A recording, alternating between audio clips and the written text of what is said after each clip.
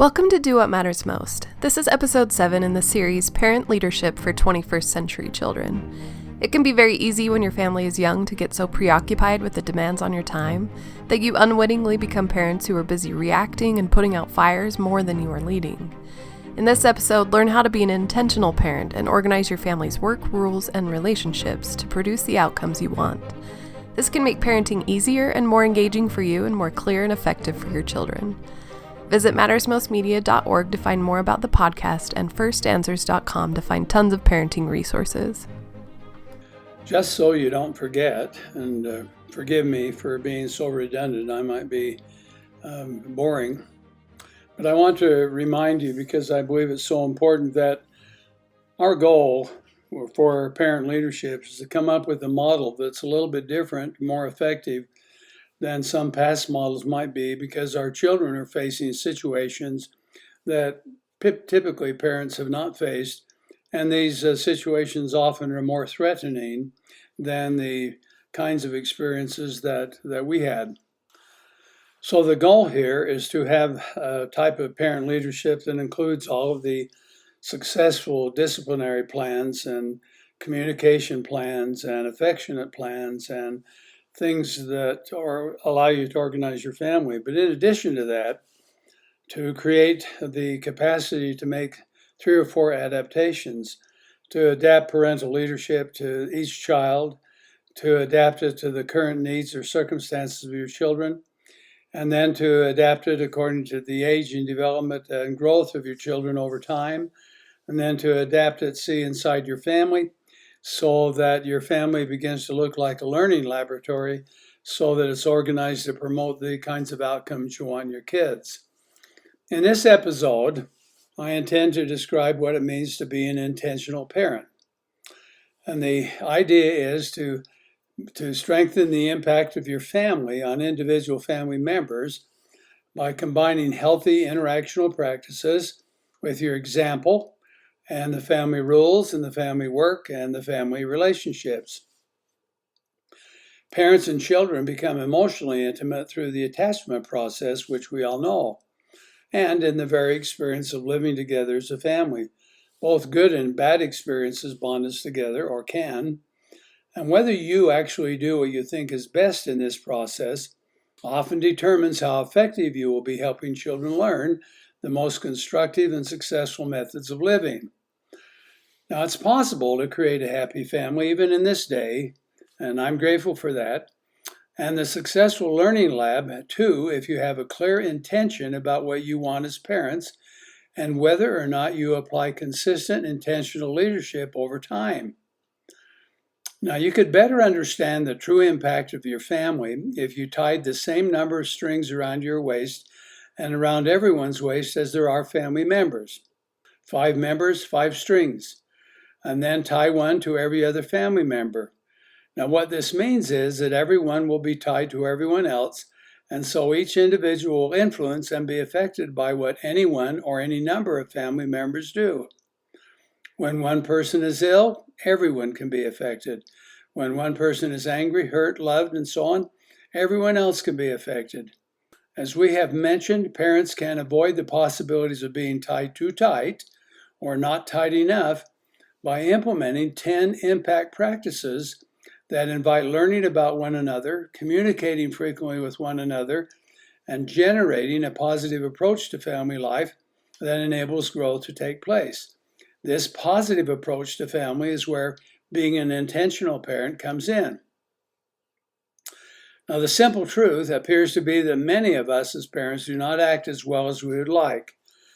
And I could say, well, welcome to the club, my club, because that's true for me and I think for everybody.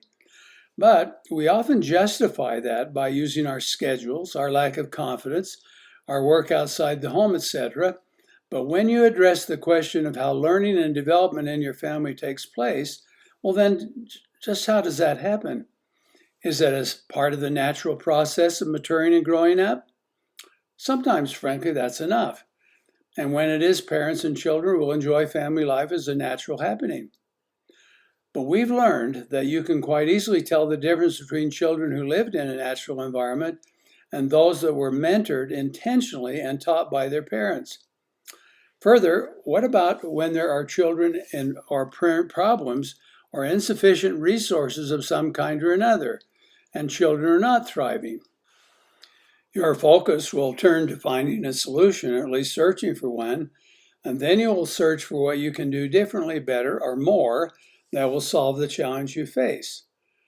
Then you will also likely wish you had been more intentional and had executed your best parental plan earlier. So first of all, I'm going to talk about intentionally organizing, adapting, and using the resources in your family. Now, you can find many resources for you to use if you understand the nature of families. In our lives, there are times when we need to be on and doing our part as parent leaders. There are also times when we can relax and let the water of family life flow where it might. We have learned from the parents we've spent time with is that what parents appear to want and need is access to some resources when they're needed. We have also found that parental leadership is more effective when parents use the resources in their family much differently than those who have had trouble, and they don't have the same feelings of success and satisfaction. When you find and use these resources and are actively or intentionally applying this leadership plan, it will seem quite natural and it will be pleasant to your children. They will not notice anything special or extra that is going on, so much so that when you are relaxed, they will tend to continue carrying out what you put in place.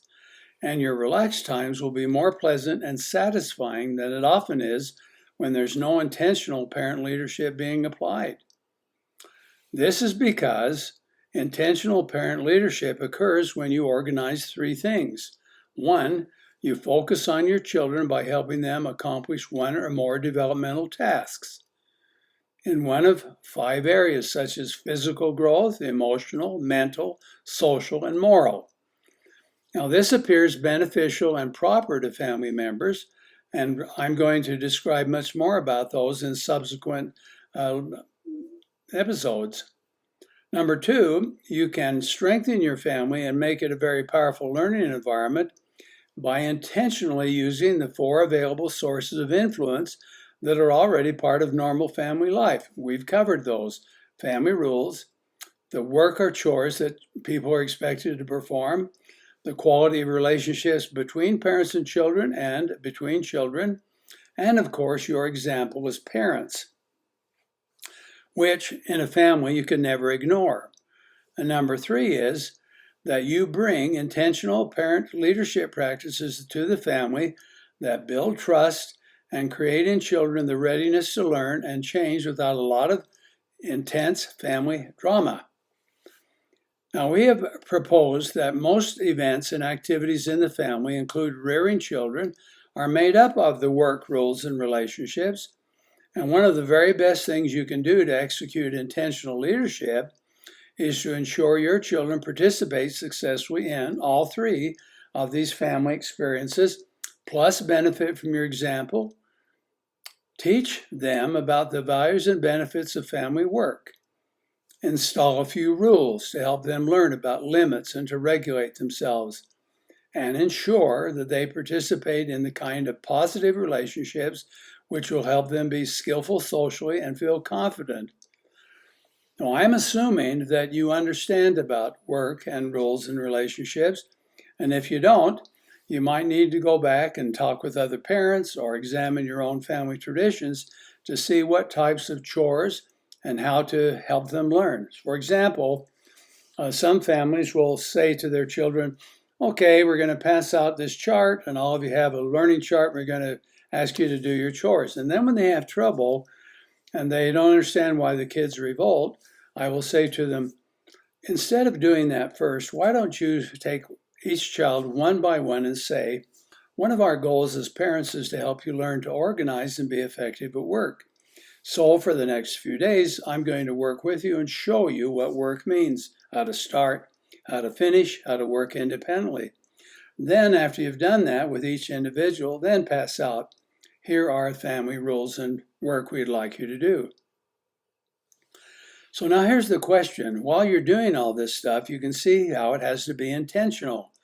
And you have to have a plan of rules. Well, what kind of rules? Well, you could have a rule that says here's bedtime, have a rule that says you cannot say these words or treat people in a certain way, or that you have to do this, like mealtime. My family, mealtime in the evening started at 6. And during the summer, there were things for children to do before 1 o'clock, or they couldn't have friends or so on until they did. That's an intentional rule. And then intentional relationship opportunities is to actually teach kids and not assume, don't assume they automatically know social skills like asking questions and listening and saying the right word in the right situation. So you may need to teach them basic skills and then show them how to apply them at the restaurant, asking the door, in church, anywhere else, so that intentionally you can teach your kids how to function in a family and then in a society. Now, what follows will be some examples, and they might seem to be redundant, and I'm sorry if that's true. But in my experience, a lot of parents do not understand how to make the maximum use out of work or rules or relationships. And so in order to help that out, I'm going to give you some examples, some specific ways to apply intentional parenting. So for example, if you want every child to learn to work and complete their chores, do this. Start teaching around age 3 and at any age thereafter when needed. And if you do this by demonstrating it, so here what we want you to do, and explain what you want the chore, how you want it done and when, and so on. And then you start the child to say, okay, now you go to work. And after the child starts, you leave and come back in a few seconds. And then you leave and return unexpectedly to catch the child doing it. And you do this over and over again until the child begins to believe he can follow all the way through. And if the child is doing what you ask, praise, hug, and give some reward if you want. So the question is, are you using work to teach children and encourage them more than you criticize? Please notice here as a small caveat that if you are an intentional parent, you will do the best job of applying these 10 impact parenting practices. Please do not assume that all children learn to be good workers naturally, where you just hand them a task and they'll go out. That probably is true for some children, but a lot of children are interested in doing their own thing, and so when parents impose something, they might not be cooperative. But if you'll make it positive and you start young, then you can be more successful. Now, why? Well, intentionally, we want to have an impact on kids. We want them to learn. I guess you want them to be ambitious, to be independent, to persist until they're finished, to have high standards, learn to love work, and use work to build self-confidence, and plus to develop a mature concept of work. It's amazing in our situations how much difficulty it is living in a suburban or urban area, having kids learn good work habits. Now let's go to rules.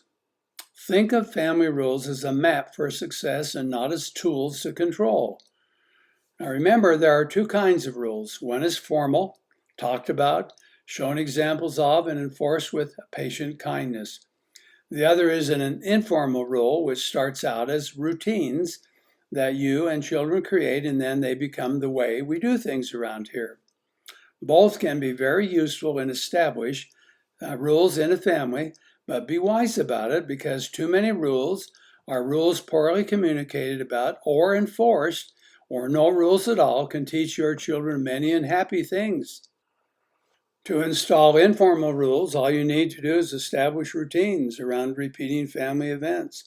Some of these include going to bed and the sequence of events, getting up, mealtime, greeting people at the door, answering the phone, celebrating holidays, going to church, and other regular activities like grocery shopping or Friday night movie time and so forth. These become informal rules because they're routine. All you have to do is be intentionally consistent over time for children to learn, well, this is what we do in this situation. Now, it's important for you also to be wise about installing family rules in your family. For example, we understand and have learned with having worked with many parents that every rule must include a description and an explanation, and you might have to go over those more than one time. It is wise to develop a method of installing. I repeat, intentionally develop a method of installing, teaching about them and enforcing them, so you just don't throw them out random and then you put them in place and say, this is a rule, now you have to do that. Don't do that, because you'll find out that a rule influences everything else. Remember the strings around everybody else. If you're dealing with a child in a rule, everybody else is affected. Please consider explaining the rule, demonstrating it, encouraging children to do it, and communicate often about it. Then you can introduce another formal rules deliberately and judiciously when there's a real purpose. Well, then let your children know how much they know about rules. When children do not carry out the rule as you would like them, simply remind them by saying, what is the rule here? And if there is continued non-compliance, then please check to see if your child has some emotional reason to not comply. Quite often when kids have some upsetting condition, failing to comply with one of the rules is one of the first signs that demonstrated something unhappy or intense that they don't want to talk about. So this will require you to communicate before you control. Here's one of those practices. Communicate before you control. If there is an unmet emotional need, then your children will likely comply when the emotional need is solved. Now, as children grow, you can change rules as a method of showing your children how to be responsible or dependable.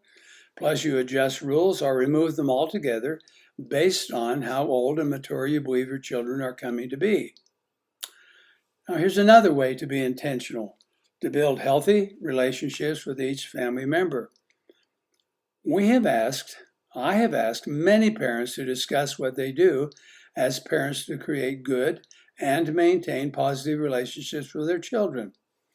Now, most tell us too, in the family we are considered highly important, and so when something fails or becomes empty between parents and children, these parents considered it as something very serious. Well, when we inquired further, many parents, but not all, described something that I'd learned to be the spirit of the family. And based on what I've observed and have been told, this is similar to a profound form of empathy or intuition parents can have with their children, and often siblings have with each other.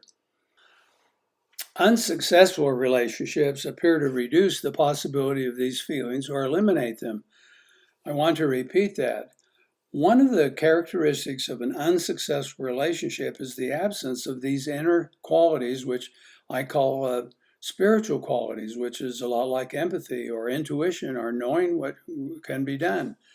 Both parent and children suffer when the condition exists where poor relationships prevent this spirit from communicating with them. Now, what this means to us is that parents should intentionally organize family processes and display the parent practice I've described so that children can be brought into successful relationships with the parents. Children can learn from actual experience what a good relationship is: to trust, to communicate, to be warm and show love, to be kind, to show respect, how to negotiate differences instead of fight, how to talk things through, and the absence of criticism, harsh judgment, gossip, and rejection. Now, let's suppose that if you think it is as important as every other parent we've talked with, then you would take some of the qualities of a good relationship and put them into a teaching program where you're working every week to learn something like good communication, cooperation, collaboration, helpfulness, love, warmth, respect, and something. You could teach it to all your family all together. Let's practice it this week and actually teach kids what it is and how to implement it. Now, why do this? Well, because if you are intentionally putting these practices in play, if you are teaching about them and promoting and encouraging your children, you have laid out a positive, intentional way for them to proceed. And I will submit to you that teaching your children about success and how to have success is a whole lot less time-consuming than solving problems when they don't know something and are having difficulty because they don't know. And besides that, intentionally putting out these practices for good relationships and for rules and for works put you in a position of leadership where there's less stress for you, where there's more teaching and less angry, resentful frustration when kids do not perform well. My proposal is that you adopt the idea of becoming an intentional parent so that you can intentionally create positive outcomes in your family, help your children be successful, and then you'll end up spending more time focusing on and celebrating success than you will solving the biggest challenges or difficulties. Thank you for listening to this episode of Do What Matters Most, which is sponsored by firstanswers.com, where you can find new tools for families and parents of 21st century kids with a focus on emotional self-reliance. Visit firstanswers.com to sign up for a free newsletter. Find Do What Matters Most on Facebook and our website, mattersmostmedia.org, where you can ask Dr. Scoresby your own questions. Remember to subscribe to stay up to date with new episodes. Give us a rating and write a review on the podcast app or Google Podcasts and let us know what you think about Do What Matters Most.